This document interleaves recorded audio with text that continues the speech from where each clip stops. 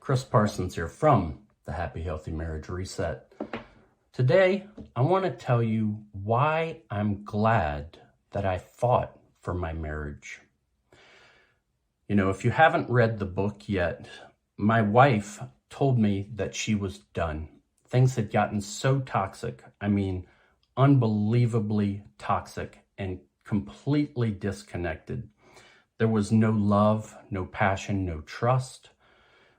Intimacy was something that we agreed was necessary. We had heard all this advice, that said, oh, you have to keep this going. But it was not something that we looked forward to or enjoyed. It was something that we did out of obligation. And when my wife told me that she was done, that she couldn't be with me because of how nasty and ugly things had gotten, it broke me. There's really no other way to describe it. It was really, really ugly. And I ended up going out of town to stay at this little cabin in the woods, just to have some time and some space to pray, to reflect, to think about, consider what I wanted to do from here. And of course, we had 3 young kids at the time. I didn't want to lose them. I didn't want to lose my wife, even though we were both deeply unhappy. And I seriously considered, do I even want this to work? Do I want to keep going like this? And what I decided was that I didn't want to keep going like that.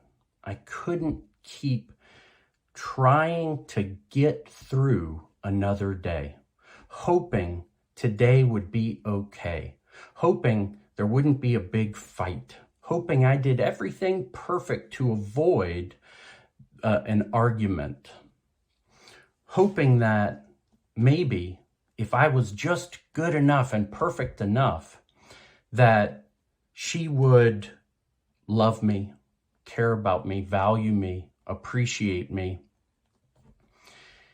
And I knew I had been trying that for years. It wasn't going to work. It wasn't going to work. And so I couldn't keep doing what I was doing, because if you keep doing what you're doing, you're going to keep getting the same results. So what I decided to do instead was really look in the mirror, look at myself and say, what can I do different?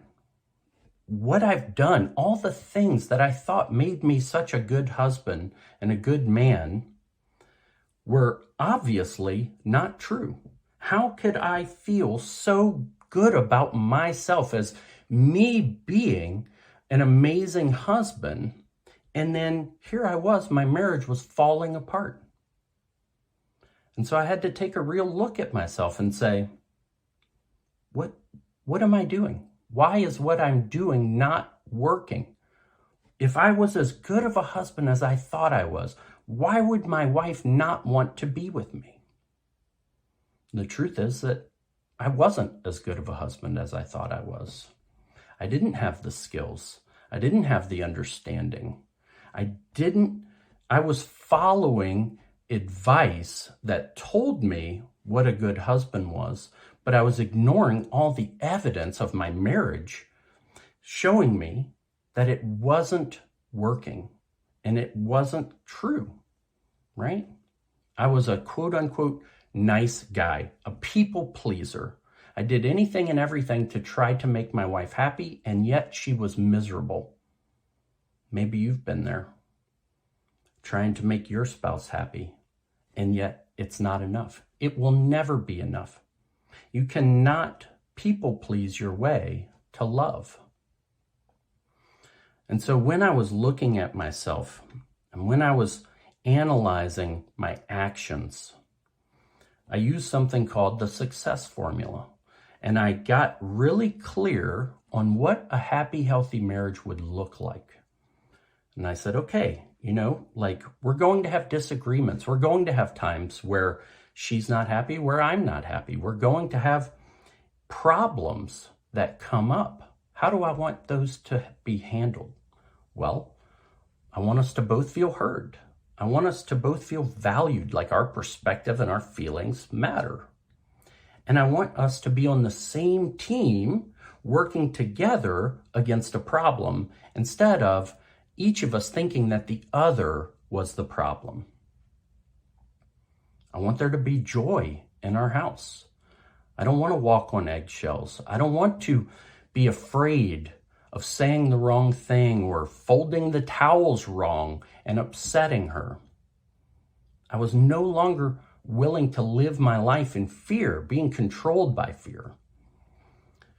And I looked at it, I said, okay, I want emotional intimacy, not just obligatory physical intimacy, but I want a passion and a desire for each other so that we both crave that intimacy. I want us to feel so connected, so loved, both of us, right? And that was one of the pieces of advice that was leading me astray, was that if I just tried to do all these things for her, then she would do all those things for me. Doesn't work that way. Things come up in your spouse's life, right? Oh, I've got stress from work. I've got drama with my friends. I've got this family situation. And if you don't prioritize your needs and your feelings, then you will always be pushed down their list of priorities.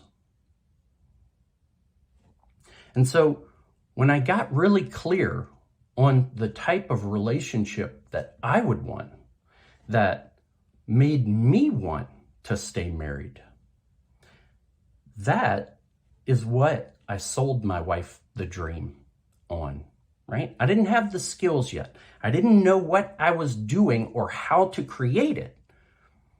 But I knew that I was no longer willing to settle for the marriage that we had. And I wasn't going to try to beg and save what we had because it wasn't worth saving. We both hated each other and our marriage. We were miserable. Why would I want to save that? Why would my wife agree to save that? She wouldn't. Nobody really will, right? Because when you get to that point of being so unhappy that you're willing to spend $20,000, $30,000, $40,000 plus on a divorce, there's no way you're going to be manipulated into staying unless you believe that things can be different, that the marriage that you've had doesn't have to be the marriage that you can have. And so that's what I told her. You know what? I acknowledged the problems. I acknowledged what at that time I could see that I had done to contribute to the problems. I didn't take all the blame. I owned what I could own around what I had done, how I had made her feel. And then I said, here's what I want. This is what I'm committed to. This is what a happy, healthy marriage looks like to me. Is that what it looks like to you? What would it be for you? What would a happy, healthy marriage look like for you? I don't think she really had much to add. Maybe, some specific things like, this was a big one in our marriage, and it's such a small little thing, but it really was a source of a lot of frustration for us in our marriage, and that's why I made it a bonus. So one of the bonuses to the books is she just wants him to listen, but he wants to solve her problems.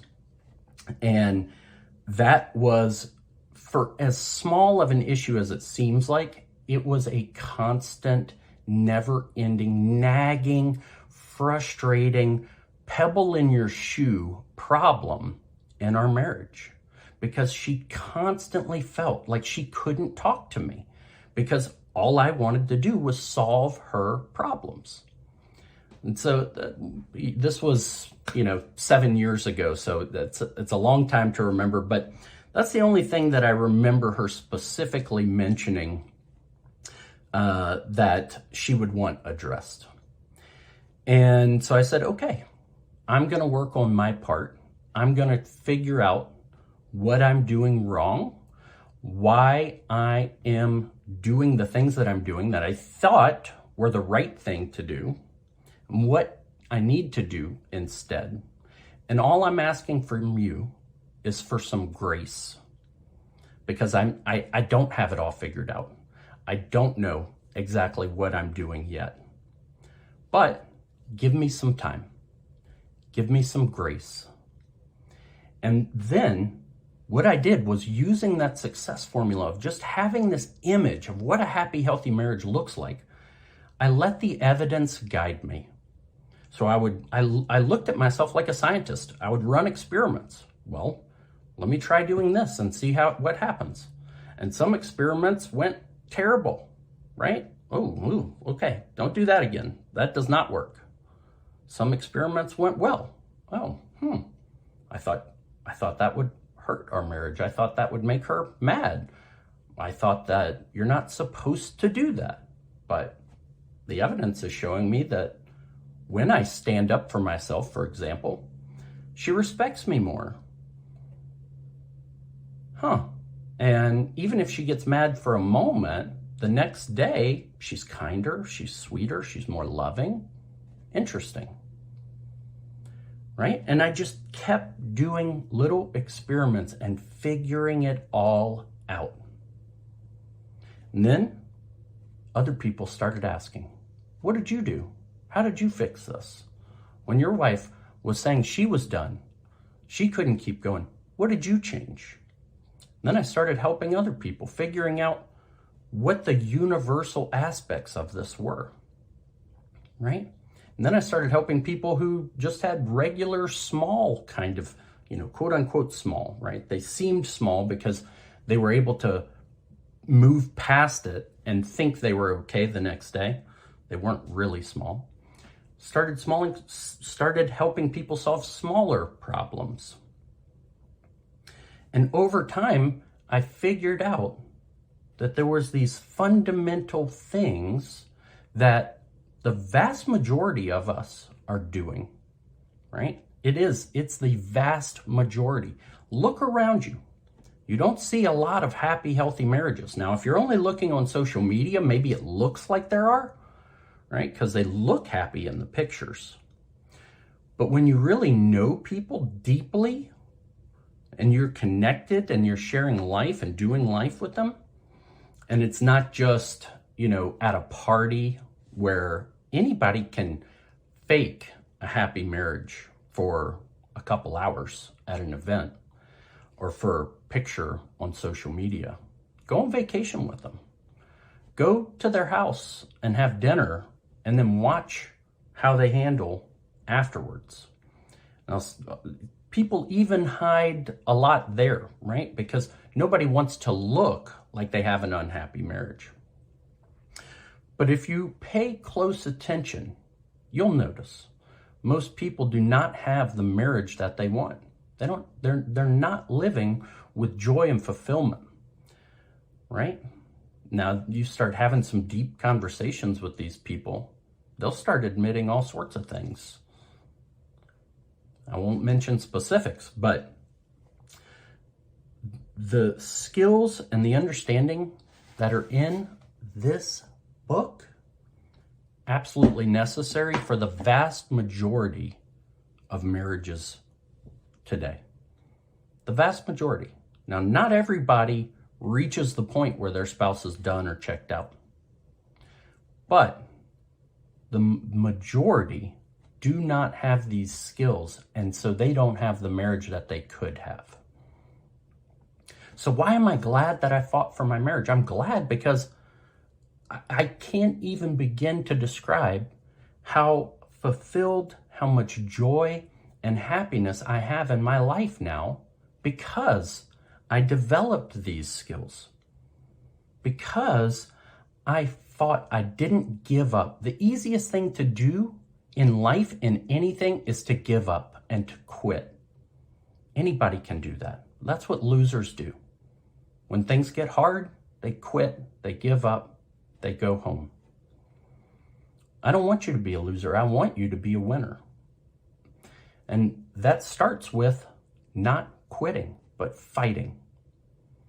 Now, I want to clarify, when I say fighting, I don't mean fighting for your spouse. I mean fighting for a happy, healthy marriage. And that's a very big difference. You can watch the video I just did about 3 steps to save your marriage. And this might have been posted a while ago. I don't know when I'll post these yet, but that approach is not going to make you happy or fulfilled. And so it's about fighting for the type of marriage that you are committed to, and not being willing to settle for the type of marriage that you've had.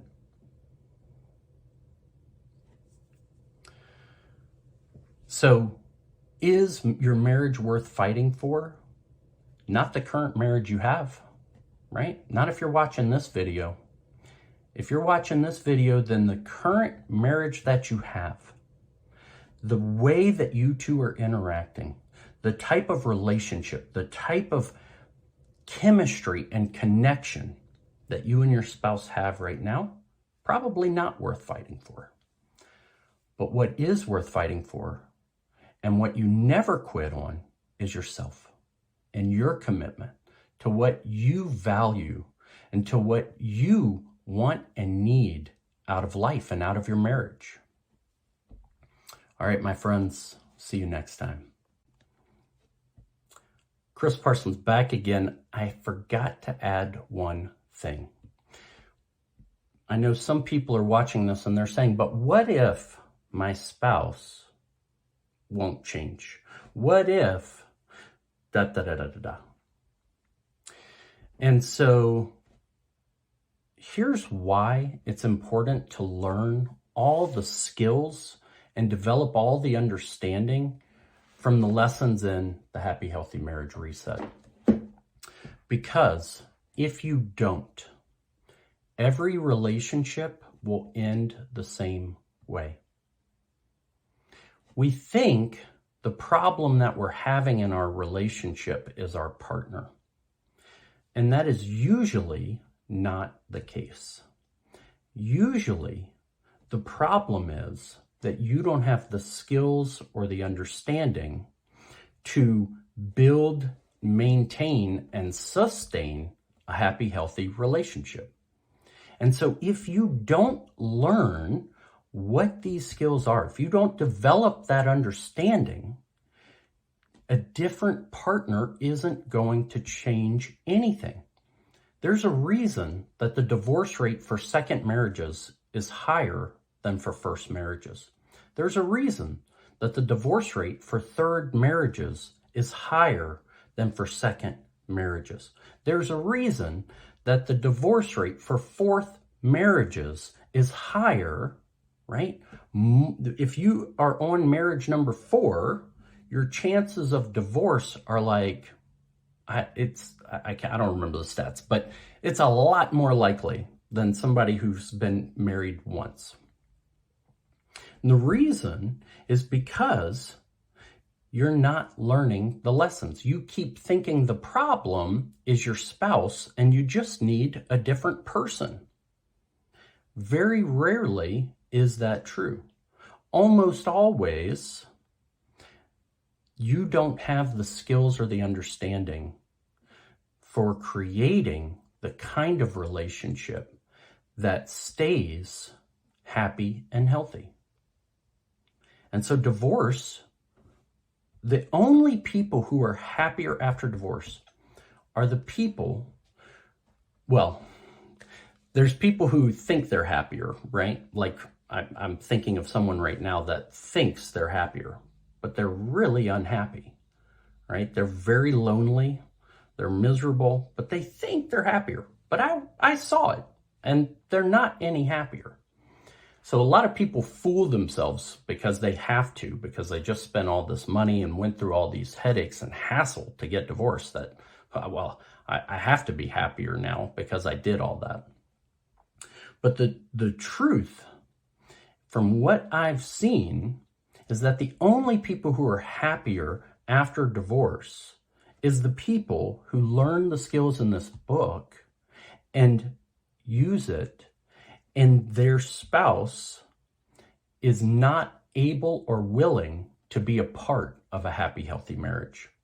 They can move on with full confidence, full belief that they did everything that they could, that they now have the ability to build and maintain a happy, healthy marriage, and they have realistic expectations for the type of person that they would want to be with.